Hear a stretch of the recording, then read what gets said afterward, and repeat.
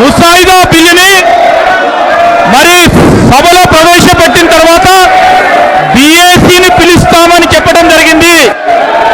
ఆ విధమైన కార్యక్రమం మీరు మరి ఈరోజు పొద్దున చేపట్టిన తర్వాత మరి సభ్యులు ఈ విధంగా ప్రవర్తించడం చాలా దురదృష్టకరం, బాధకరం.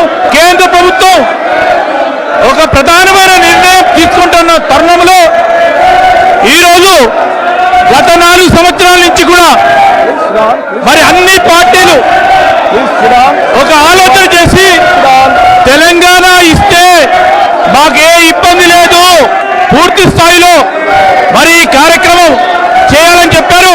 ఈ సందర్భంగా మా కేంద్ర ప్రభుత్వానికి నేను సోనియా గాంధీ గారికి, రాహుల్ గాంధీ గారికి, క్యాబినెట్ సబ్ కమిటీ సభ్యులందరికీ కూడా మేము హృదయపూర్వకంగా కృతజ్ఞతలు తెలియజేస్తూ మరి వ్యూస్ తెలియజేయడానికి మీరు చర్చను ప్రారంభం చేస్తే బాగుంటుందని మా ఆలోచన.